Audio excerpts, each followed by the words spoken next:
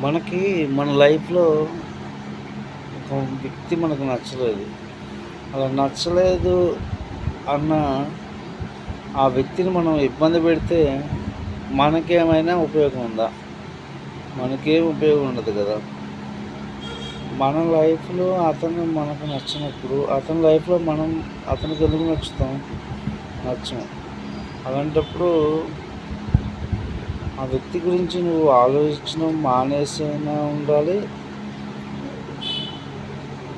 లేకపోతే అతన్ని మన లైఫ్‌లోకి తీసుకునేటప్పుడు ఏ విధంగా చేస్తే మనకు నచ్చే అవకాశం ఉన్నది మన పరంగా, అదే ఆలోచించుకోవాలి తప్ప ఆ వ్యక్తిని ఇబ్బంది పెట్టాలి, ఆ వ్యక్తిని ఏదో చేయాలి అన్న ఆలోచన కనుక చాలా చాలా తప్పనమాట.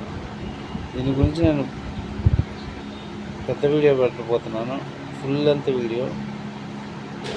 ఈ వీడియో నచ్చితే ఆ వీడియోని చూడండి. Thank you.